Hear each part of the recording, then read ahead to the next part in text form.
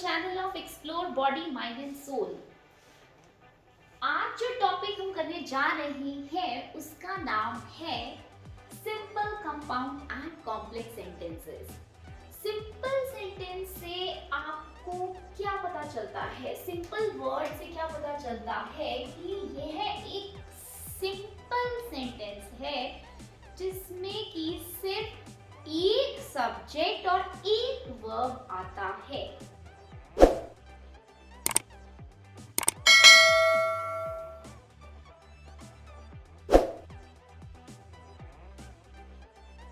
Example से समझते हैं। अगर मैं कहती हूँ रागिनी सॉ अ लायन, यहाँ पर रागिनी सब्जेक्ट है। सब्जेक्ट वर्ब सबको पता है क्या होता है। अगर नहीं मालूम है तो प्लीज आप मेरा क्लॉज और फ्रेज का वीडियो देखिए, जो मेरा फर्स्ट वीडियो था। ठीक है, सब्जेक्ट होता है जो डूअर होता है, वर्ब है जो एक्शन करने।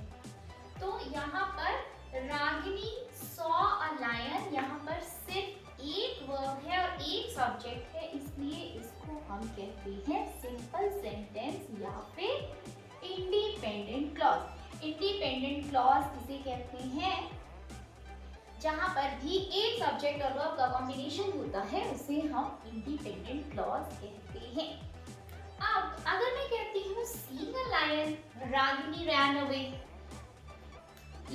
अगर मैं कहती हूँ seeing a lion Ragini ran away, तो आपको लगेगा कि ये एक लंबा सेंटेंस है, तो पक्का से ये या तो कॉम्प्लेक्स सेंटेंस है या फिर ये कंपाउंड सेंटेंस है, जबकि ये भी हमारा क्या है, सिंपल सेंटेंस है और इंडिपेंडेंट क्लॉज है, क्योंकि यहाँ पर सीइंग अ लायन आपका फ्रेज है और इसमें आपका कोई सब्जेक्ट वर्ब कॉम्बिनेशन नहीं है, और रागिनी अगेन सब्जेक्ट है और आपका रैन जो है अगेन वर्ब है। तो यहाँ पर भी हमारे पास सिर्फ एक सब्जेक्ट और एक वर्ब है, इसलिए यह इंडिपेंडेंट क्लॉज है। इसमें आपको सिर्फ एक सब्जेक्ट और वर्ब दिया हुआ है, इसलिए ये इंडिपेंडेंट क्लॉज है या फिर यहाँ पे ये एक सिंपल सेंटेंस है। तो जहाँ पे भी एक सब्जेक्ट और वर्ब हो वो सिंपल, वो एक सिंपल सेंटेंस होता है। अब अगर मैं कहती हूँ कंपाउंड सेंटेंस किसे कहते हैं? कंपाउंड जैसे कि नाम से ही पता चलता है कि यह दो या दो से अधिक चीजों से बना है। तो जैसे कि हम साइंस में कंपाउंड टर्म पढ़ते हैं, कंपाउंड का मतलब ही है जब कोई भी चीज दो या दो से ज्यादा चीजों से बनती है उसे कंपाउंड बोलते हैं। तो यहाँ पर हम सेंटेंस की बात कर रहे हैं, तो मतलब कि दो या दो से ज्यादा सेंटेंस, लेकिन कौन से सेंटेंस? दो से ज्यादा इंडिपेंडेंट सेंटेंस। तो ये हमारा इंडिपेंडेंट क्लॉज। तो क्या ये हमारा इंडिपेंडेंट क्लॉज था? यस। अब डिपेंडेंट और इंडिपेंडेंट क्लॉज में क्या डिफरेंस है? डिपेंडेंट क्लॉज होता है जिसमें सब्जेक्ट वर्ब है, इंडिपेंडेंट क्लॉज है जिसमें सब्जेक्ट वर्ब है। डिफरेंस क्या है? जो कंप्लीट मीनिंग देता है और जिसे एक कंप्लीट सेंस देने के लिए किसी दूसरे क्लॉज की जरूरत नहीं होती है, उसे हम इंडिपेंडेंट क्लॉज कहते हैं। और अगर कोई क्लॉज आपको कंप्लीट सेंस नहीं देता है और सबऑर्डिनेट कंजंक्शन से शुरू होता है, उसे हम डिपेंडेंट क्लॉज कहते हैं। अगर मैं यहाँ पे कह देती as Ragini saw a lion, यहाँ पर अगर मैं एज लगा दूंगी तो ये क्या बन जाएगा? आपका डिपेंडेंट क्लॉज बन जाएगा। तो यहाँ पे भी सब्जेक्ट वर्ब तो आ गया, लेकिन सब्जेक्ट वर्ब के साथ यहाँ पर जैसे ही एज लगाया तो इसका मतलब है कि इसको पूरा करने के लिए हमें किसी और क्लॉज की जरूरत है। इसने आपके माइंड में एक थॉट छोड़ी है। अब मैं कहती हूँ कि इसी सेंटेंस को अगर मुझे कंपाउंड सेंटेंस में चेंज करना है तो मुझे इसमें कुछ ऐड करना होगा। क्या ऐड करना है, मुझे इंडिपेंडेंट क्लॉज ऐड करना है। तो Ragini saw a lion and Ragini run away.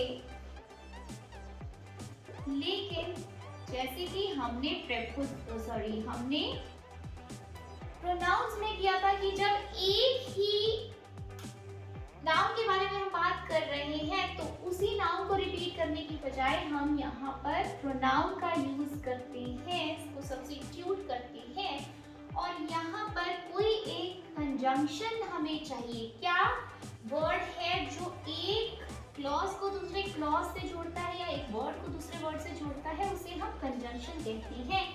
यहाँ पर हमें क्या सूटेबल लग रहा है, एंड।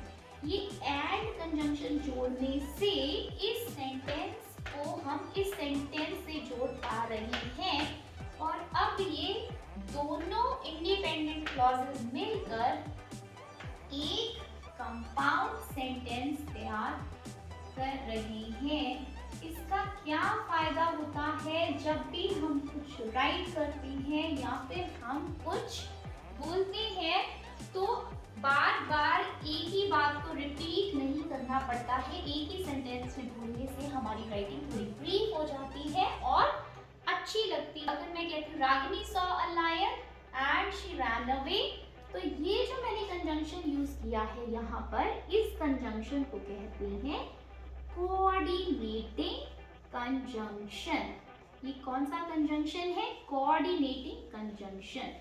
और कोऑर्डिनेटिंग कंजंक्शन जो होती हैं वो हम याद रख सकते हैं। एक ट्रिक है हमारे पास या फिर एक एक्रोनिम है फैन बॉयज, इसके नाम से हम याद रख सकते हैं। F for, A for and, N for not, B for but, O for or, N for,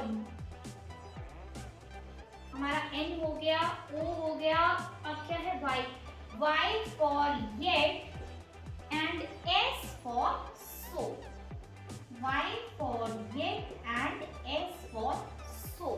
तो फैन बॉयज के नाम से हम अपनी कोऑर्डिनेटिंग कंजंक्शंस को याद रखेंगे और जहां पर भी हमें दो इंडिपेंडेंट क्लॉजेस के बीच में एक कोऑर्डिनेटिंग कंजंक्शन दिखाई देगा तो हम उसे ब्लाइंडली कह सकती हैं कि यह एक कंपाउंड सेंटेंस है। होप यहाँ तक आपको क्लियर है। तो आप प्लीज यहाँ तक आप एक स्नैपशॉट ले लीजिए। This is a trick to remember IC plus coordinating conjunction plus an independent clause will give you one compound sentence। जरूरी नहीं है 2 है, यहाँ पर आपके पास और भी इंडिपेंडेंट क्लॉजेस, लेकिन वो सभी इंडिपेंडेंट क्लॉजेस होंगे।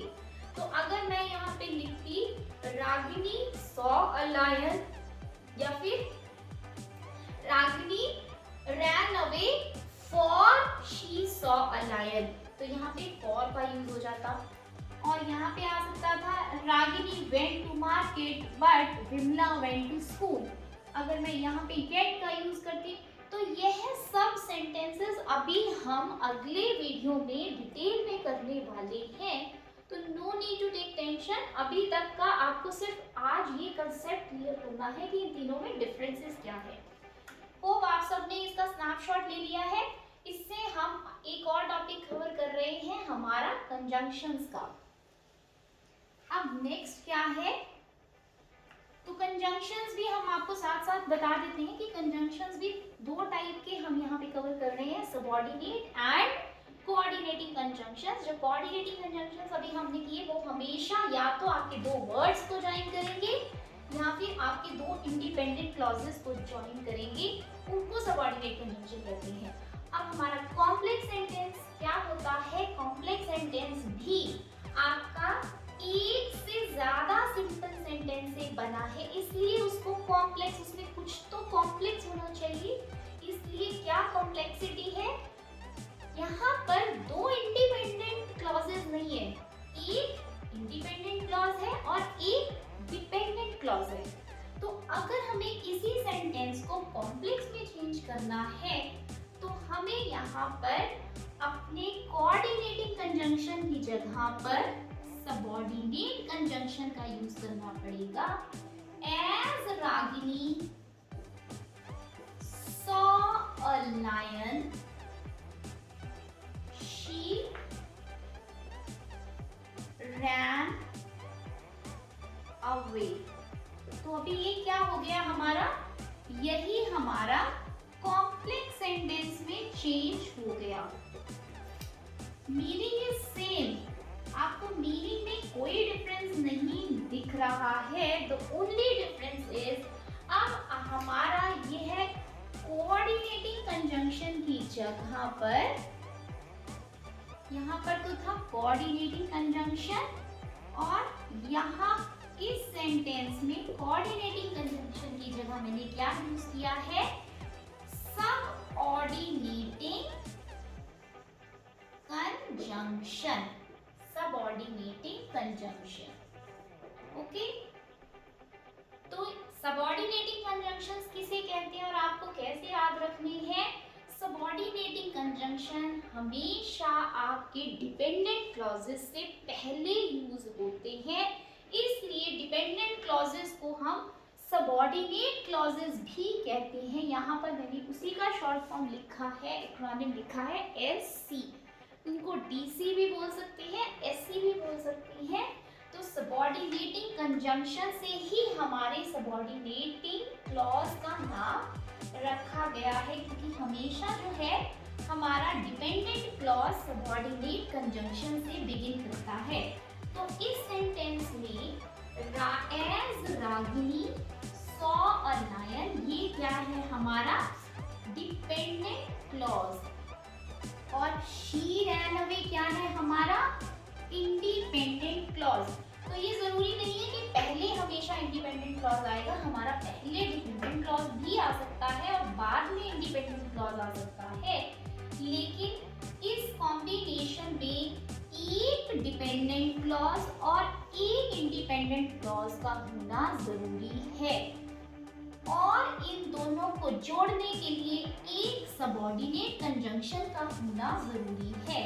तो यहाँ पर हमारा सबऑर्डिनेट कंजंक्शन है एज, जो कि हमारा बिगनिंग ऑफ सेंटेंस में यूज हुआ, इसलिए मैंने आपको यहाँ पर बीच में नहीं लिख कर दिया कि ये किससे ज्वाइन होते हैं, सबऑर्डिनेट कंजंक्शंस,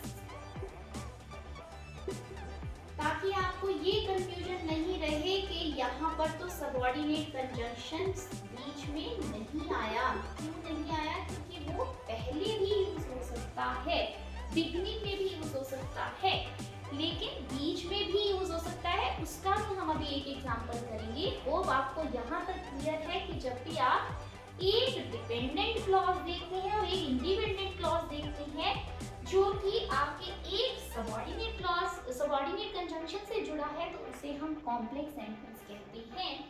और अगर हम इसी सेंटेंस को,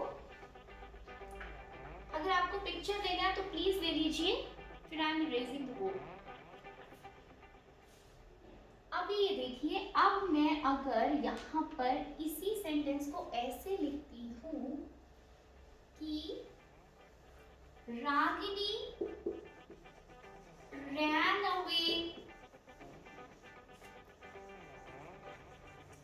when she saw a lion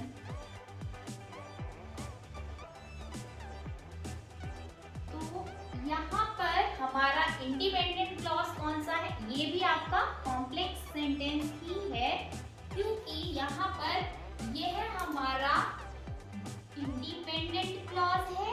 तो हमने सिर्फ क्या डिफरेंस किया, इंडिपेंडेंट क्लॉज को पहले कर दिया और हमारा सबऑर्डिनेट या फिर डिपेंडेंट क्लॉज बाद में चला गया।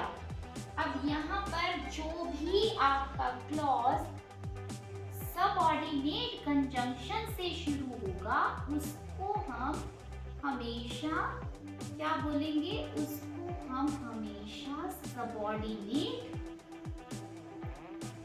क्लॉज बोलेंगे। तो इससे हमारा एक और टॉपिक कवर होता है कि सबऑर्डिनेट कंजंक्शंस क्या होते हैं। सबऑर्डिनेट कंजंक्शंस वो होते हैं जो हमारे सबऑर्डिनेट क्लॉज से पहले आते हैं। तो ये कौन कौन से होते हैं हमारे? For example although, until, unless, when, which या फिर as, because।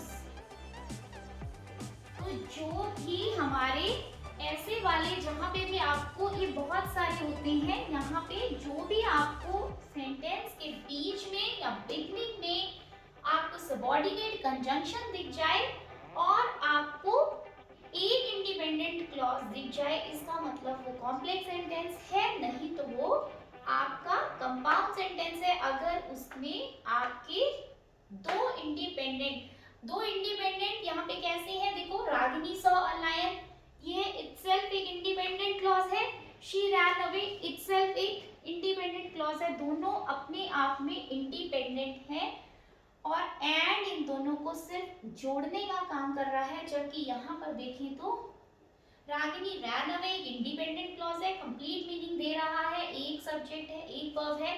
लेकिन जब ये देखते हैं when she saw a lion, तो ये डिपेंडेंट है किसी दूसरे क्लॉज पर अपना मीनिंग देने के लिए, इसलिए ये हमारा कॉम्प्लेक्स सेंटेंस है। तो प्लीज आप इस ट्रिक को याद रखिए।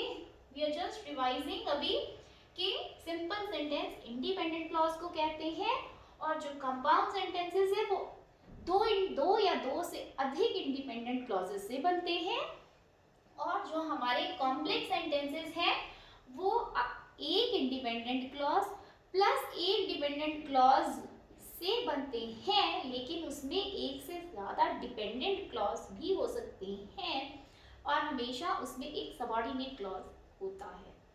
होप यहाँ तक आपको क्लियर था। बाकी हम एक्सरसाइजेस के थ्रू और क्वेश्चंस के थ्रू नेक्स्ट वीडियो में भी कवर करेंगे, तो प्लीज़ जुड़े रहिए और जिसने सब्सक्राइब नहीं किया है वो प्लीज़ सब्सक्राइब कर लीजिए ताकि आपको इस टॉपिक से रिलेटेड कोई कंफ्यूजन नहीं रहे। जबकि हमें लगता है कि अभी हमें क्लियर है सब कुछ, लेकिन फिर भी इसकी जब हम प्रॉब्लम्स करेंगे तब आपको रियल क्लैरिटी होगी, वरना फिर प्रॉब्लम्स और फिर ब्लंडर्स हो जाते हैं। तब तक के लिए keep smiling, keep sharing, keep exploring and thanks for your valuable time. Bye.